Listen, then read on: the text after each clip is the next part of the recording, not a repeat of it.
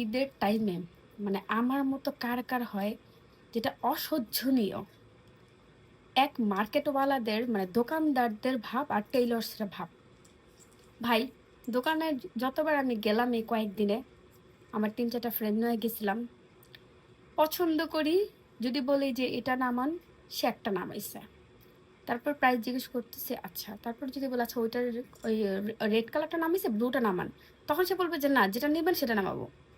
তা আপনি আগে নামান, তো আমি তো তারপর সেটা আমি সিলেক্ট করবো। এই নিয়ে ২টা কথা বেশি বলে, বা সে দেখাবে না, সে একটাই দেখাবে। তারপর আবার যদি বলে আচ্ছা তাহলে ওইটা নামান আরেক ধরনের ডিজাইন, সে বলে ওইটা ১২০০ টাকা গজ। আপনি তো নামাবেন আগে।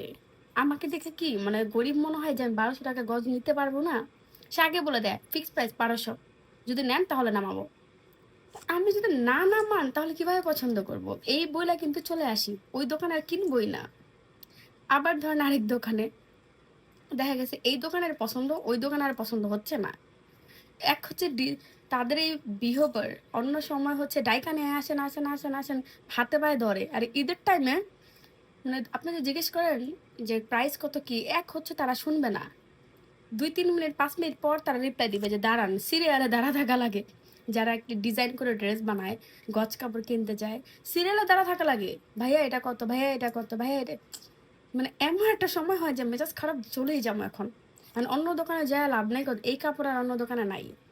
এখন ভাবটা সব রাগ টাগ বাদ দিয়ে আবার যে ওয়েট করি, ওয়েট করলে হচ্ছে যে রেডটাই নামাবে। আমি যদি বলি যে গ্রিনটা নামান, সে বলছে না আপনি যদি গ্রিনটা নেন তাহলে নামাবো। মানে তাদের অ্যাটিটিউডটা মানে অসহ্যনীয় আমার কাছে লাগে। আর হচ্ছে টেইলার্স, কাপড় আলাদের সাথে যুদ্ধ করে কাপড় নিয়ে আসি, ও লেস আলাদের সাথে ওটা যুদ্ধ লাগে। যেমন আমি অনেক কষ্ট মষ্ট করে মিলাই, কজ আমি ডিজাইন করে ড্রেস পরি। লেস আলাদের কাছে হচ্ছে যদি বলি এটা লেস আছে, মানে অনেক ভিড় থাকে, সে হচ্ছে ম্যাচিং করে দিবে না যে এটা আছে অন্যটা নাই। মানে অন্য সময় তারা ড্রেস ট্রেস নিয়ে ম্যাচিং করতে থাকে, করতেই থাকে, কোনটা ম্যাচিং হয়। আরে যদি এই সময় যান তারা হচ্ছে যে না এই কালার নাই, মানে বলে দেয় এই কালার নাই, অন্য দোকানে যেতে পারেন। মানে টোটালি চেঞ্জ হয়ে যায় তাদের রূপ। অ্যান্ড এত কষ্ট করার পর লেস্টে সব কিছু নিয়ে যখন টেলার্সের কাছে আসি, টেলার্সের কথা হচ্ছে যে এত টাকা ৩ দিনের আগে দিতে পারবো না, বা ঈদের পরের দিন নিতে হবে। আরে ভাই, আমি যদি ঈদের পরের দিন নেই তাহলে ঈদের দিন পরবোটা কি? আর তারপর হ্যাঁ দিতে পারবো, তাহলে ওইখানের জন্য আর ৫০০ টাকা বেশি। এমনি যদি একটা ড্রেসের মজুরি ১০০০ টাকা নেয়, যদি আমি যদি বলি ঈদের আগের দিন দিবেন, না হলে ঈদের দিন সকালে দেন, সে বলবে ৫০০ টাকা বেশি। মানে এই জিনিসগুলা আমরা সাফার এমনিই করি। এক টেলার্সওয়ালা আর এই কাপড়ওয়ালাগুলা যা শুরু করছে, মেজাজ এত খারাপ লাগে, তাও সহ্য করে চুপ থাকি, তো কিছু করার নাই, তাদের কাছে যেতে হবে। অ্যান্ড যদি শোরুমে যেগুলা যাইলাম এই কয়েকদিন, শোরুমে যেয়ে দেখো আরো বেশি বমি আসে। তাদের যে ডিজাইন, ফকিন্নি মার্কা ডিজাইন, বাংলা ফিল্মের ডিজাইন চলে না কিছু, যে বাংলা ফিল্মে যারা দেখে তারা কিন্তু ইন্ডিয়ার সাথে কম্পেয়ার একটু হইলো করে। তো আমি ভিডিও দেখি, মডেলদের দেখি হচ্ছে হলিউড ডিজাইন, কালার কম্বিনেশন দেখি। তারা বাংলাদেশে এখনো চলতেছে বাংলাদেশের ৮০ সনের ফিল্মের যে ডিজাইনগুলা, ওই লেসগুলা, মানে বাংলাদেশের থেকে, মানে বাংলাদেশ ইন্ডিয়া থেকে ১০ বছর পিছানো। ১০ বছর আগে ইন্ডিয়া যেটা চলে গেছে, বাংলাদেশ সেটা আনে। আর যদি লেটেস্ট ধরেন ২ বছর আগে টানছে, সেটা হচ্ছে ব্র্যান্ডে ধরেন ১০,০০০ ১৫,০০০, তাও কপি মাল। কপি মালগুলো তারা বেচতেছে আজাইরা।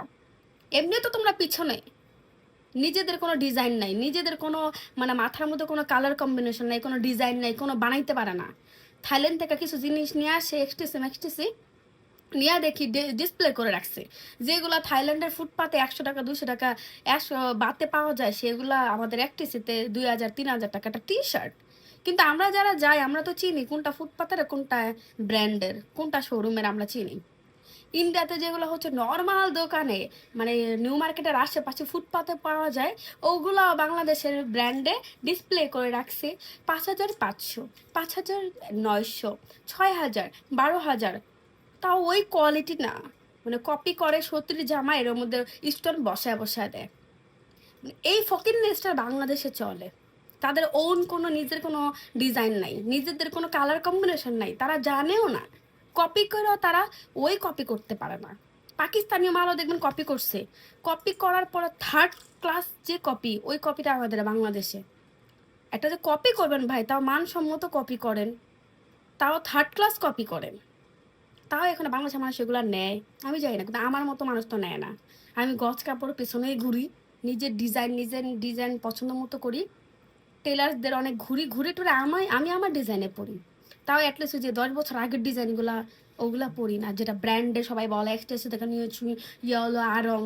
সবথেকে খ্যাত মার্কা জিনিস হচ্ছে এগুলাতে পাওয়া যায়, যেগুলো মানুষ বুঝে না, যে ওগুলা থেকে কপি করে করে দেখে থেকে বাংলাদেশের গজ কাপড়ের উপর বানায়, অ্যান্ড উপরে হচ্ছে স্টোন বসায় দিয়ে দেয়।